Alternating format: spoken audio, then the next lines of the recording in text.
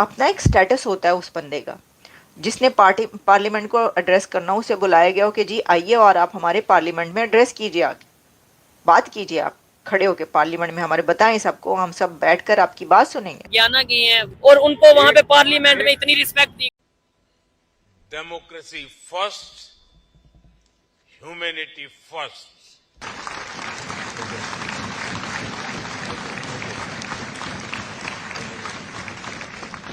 क्या कहना चाहेंगे, जिस कंट्री में जाते हैं उन्हें बड़ा प्रोटोकॉल मिल। ऐसे ही नहीं कोई कर देता और कोई ऐसे नहीं जाके कर सकता। और इसी बीच एक बड़ी खबर आपको बता दें, प्रधानमंत्री नरेंद्र मोदी को डोमिनिका के सर्वोच्च पुरस्कार डोमिनिका अवार्ड ऑफ ऑनर से सम्मानित किया गया। 16 countries have given the highest civilian honor to Bharat, and this is something which is very, very good.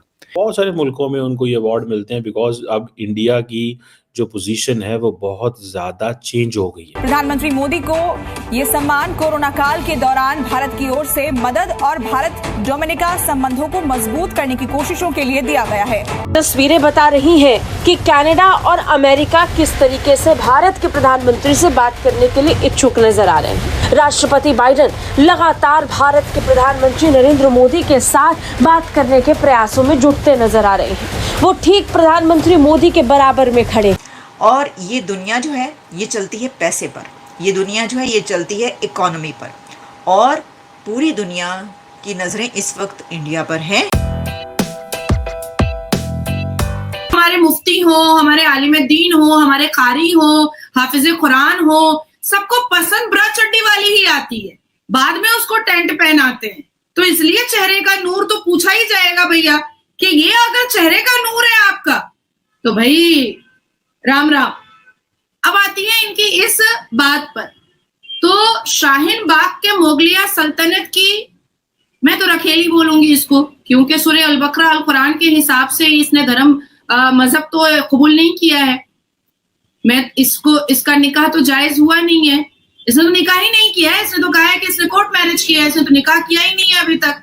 तो मैं इसको इसके पति का नाम, पति क्यों बोलूंगी, इसके शौहर का नाम क्या है? फहद अहमद। फहद अहमद सिद्दीकी।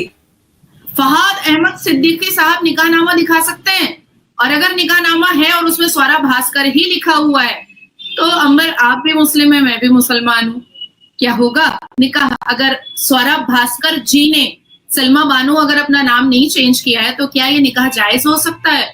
जायज तो नहीं हो सकता, बच्चा तो हरामी है, और स्वरा भास्कर बीवी तो है नहीं फहद की, रखेल है, स्लेव रखा है, लौंडिया बांधिया रखा है। मैं तो साफ बोलूंगी भाई, मैं तो हिचकिचाऊंगी नहीं। स्वरा भास्कर भाई क्रिकेटर शिवम दुबे की रखेल अंजुम खान, उसने मेरे लिए इतना बड़ा प्रोपेगेंडा किया तो क्या मैं चुप हो गई? मैं तो चुप नहीं हुई। अब आती है दूसरी बात कि नबी की शान में गुस्ताखी किसने की है? किसने किया? किसने तो नहीं किया है। अब आती है पांचवी बात कि ये योगी जी कह रहे हैं और महाराष्ट्र में कहा जा रहा है कि फिर से भाजपा की सरकार आएगी तो लाउड स्पीकर बंद कर दिया जाएगा। तो इसमें प्रॉब्लम कहां पर हो रही है? नमाज पढ़ने वाले क्या 6:30 AD से लाउड स्पीकर पर अजान सुन करके जाते थे क्या नमाज पढ़ने के लिए? नहीं जाते थे। 6:30 AD में क्या लाउड स्पीकर चलता था? भाई अल कुरान ही प्रिंट हुआ है पहली बार 1939 में।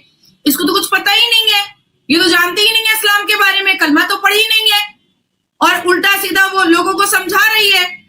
ये याद कीजिए अंबर, जब हमारे प्रधानमंत्री हमारे पूर्व chief justice of Bharat justice Chandrachud के घर में गणपति पूजा की आरती उतार रहे थे, तो इसने कहा था कि ये है हमारे देश की न्यायपालिका।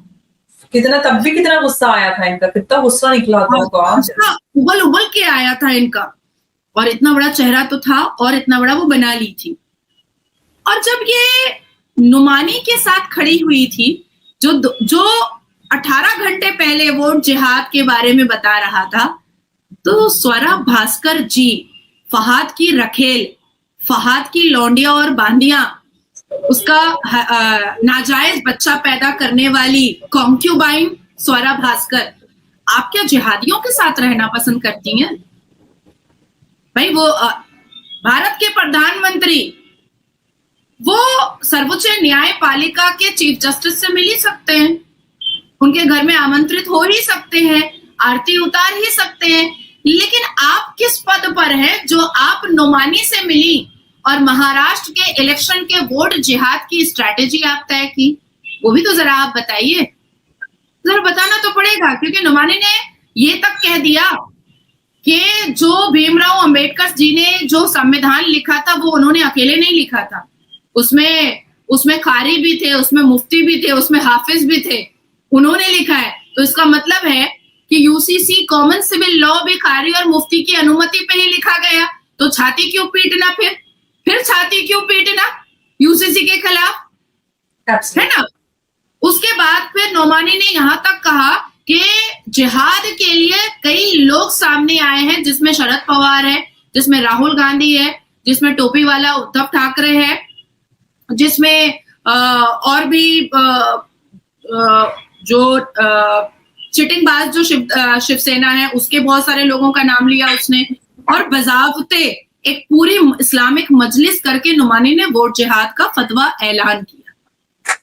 तो जिहाद की और क्या क्या स्ट्रैटेजी स्वरा भास्कर की है, वैसे शक्ल से वो शाहीन बाग के मुगलिया सल्तनत की रखेली लगती हैं, ये तो हम लोगों को समझ में आ चुका है, लेकिन नुमानी के साथ जिहाद की और क्या क्या स्ट्रैटेजी उन्होंने बनाई है।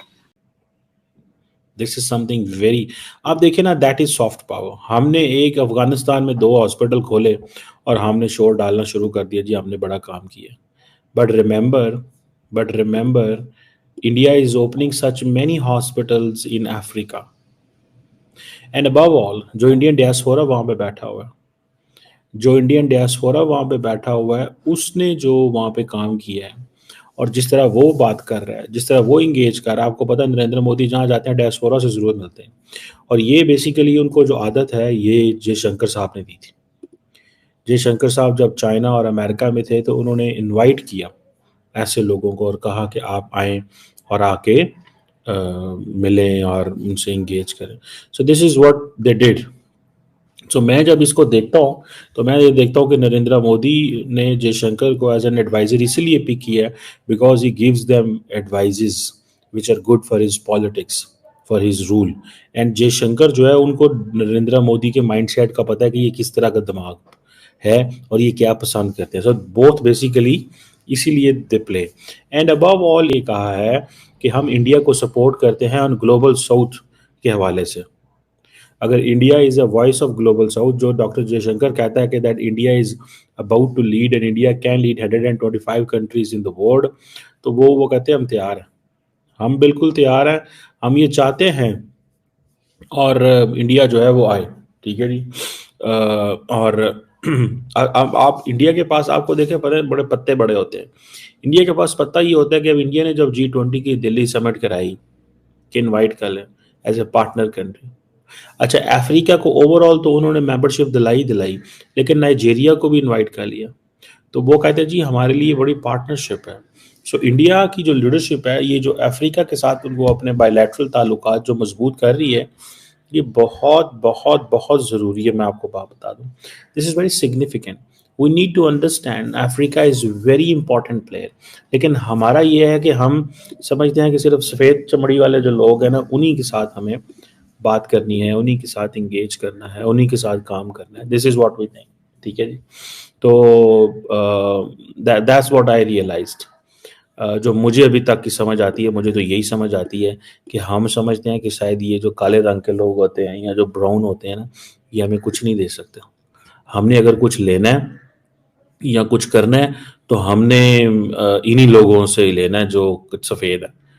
मैं समझता हूँ ये बिल्कुल अप्रोच गलत है। या हम फिर अरबियों के पास देख जाते हैं। आज अगर उनके वहाँ पे गए हैं, ठीक है, और उनको वहाँ पे पार्लियामेंट में इतनी रिस्पेक्ट दी गई, एक जो है ना, एक वजीरिस्तान, एक पहाड़ अगर ये लोग सही तरीके से उसका पैसे इस खजाने में रखे ना, ठीक है, इसका सब कुछ खत्म हो जाएगा। तांबा निकाल के सोना ले रहे हैं, ये सोना गोल्ड भी ले रहे हैं। मैं बताता हूँ ना, मेहनत तो करने वाली बात करनी नहीं ना। खान साहब कह रहे हैं मेहनत करना, वो नहीं करनी हमने, करनी चाहिए। हम देखे ना, हमारा अगर वहां से निकलना है अरबों रुपए का खजाना निकलना है, अरबों रुपए का तांबा निकलना है, अरबों रुपए का पेट्रोल निकलना है, या जो भी निकलना है अरबों रुपए का, हम वो अरबों क्यों लें?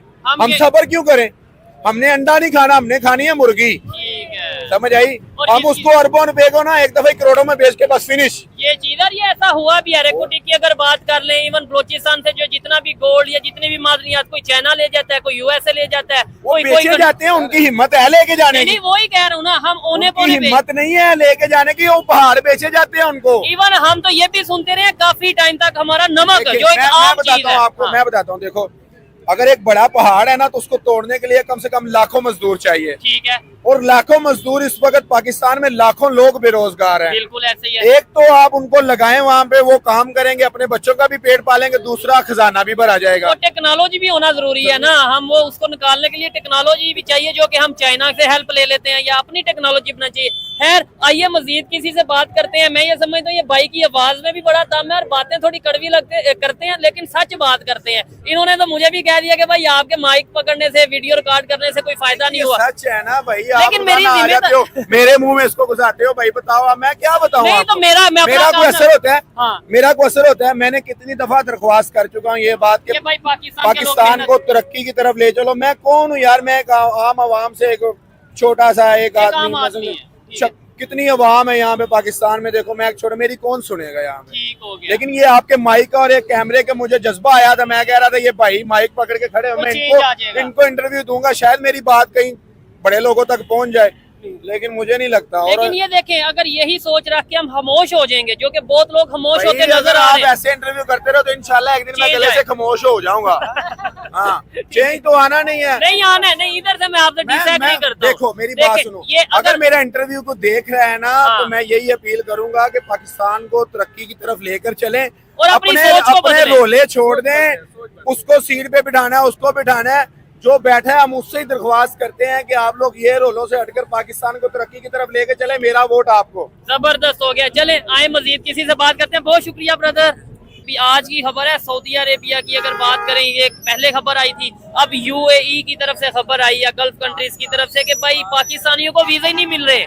वो कंट्री जो पाकिस्तान इस्लाम के नाम पे बना है, कलमे के नाम पे बना है, एटॉमिक पावर है, उसे दूसरे इस्लामिक कंट्री वीजा नहीं दे रहे। ये तो हमारी रिस्पेक्ट है। उधर अगर बात करें ये जिनसे हम अलग हुए इंडिया से, उनके प्राइम मिनिस्टर कभी किसी कंट्री में जा रहे हैं, कभी अफ्रीका के वो कंट्रीज का विजिट कर रहे हैं, अभी ग्याना में मौजूद हैं, वहाँ की पार्लियामेंट से वो स्पीच करेंगे। इतनी उन्हें रिस्पेक्ट और गार्ड ऑफ ऑनर इतनी रिस्पेक्ट दी जा रही है। ये फर्क कैसे आ गया? देखिए मैंने पहली बार सबसे पहली बात ये की थी कि ये हुकूमत का काम है ना, मैं सवाल का जवाब दूंगा। मैं जो सवाल का जवाब, लेकिन आपकी इसके ऊपर कोई ओपिनियन, कोई सोच तो होगी ना, यानी इस्लामिक कंट्रीज ही हमें नहीं बुलाना चाह रहे। देखें ये हुकूमत का काम है, वो बड़े हैं, सोचें जो करें। मैं जो सवाल का जवाब दे, मेरी जो बात चल रही थी वो ये थी कि आपने कहा इस्लाम का निजाम कैसे नाफिज किया जाए। अच्छा। सबसे पहले आप अपने आप को देखिए, आप इस्लाम के मुताबिक हैं? मैं आप क्या इस्लाम के मुताबिक होने की क्या चीज है? देखें हमारा, मुझे बताएं। नहीं मुझे बताएं, मुझे करेक्ट करें, फिर मैं आपको बताऊंगा कि हाँ मैं इस्लाम के मुताबिक हूँ कि नहीं। मैं एक मिसाल दे रहा हूँ। हाँ।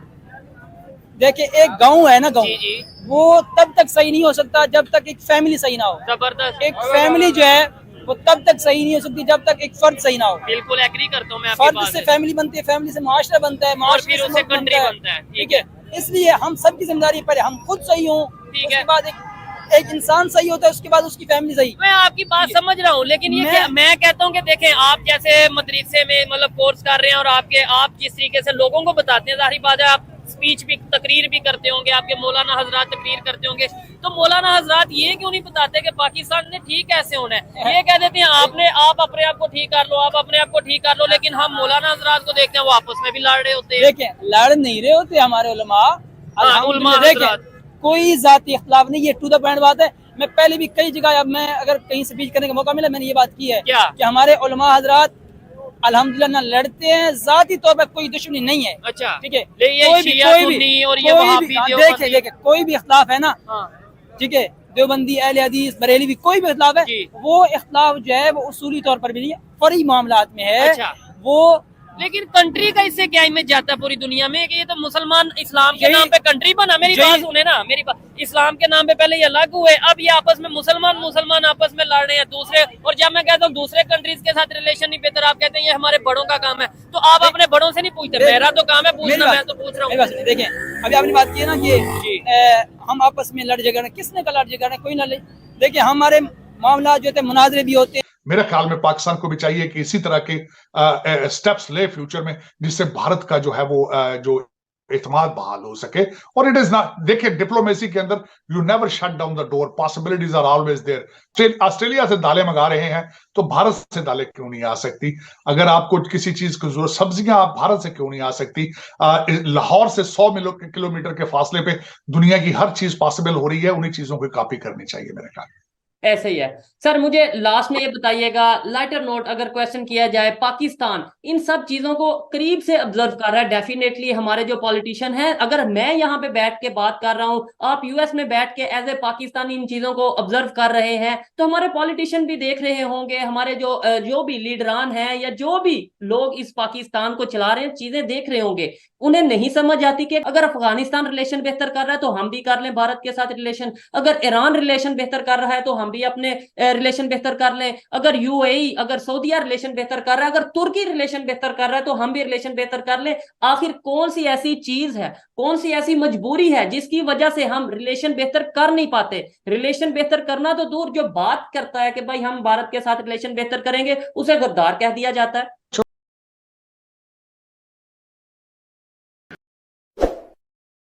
तो सबसे बड़ी बात है, दोनों तरफ से एतमाद का फुकदान है। मुल्की मफाद में फैसले करने होंगे।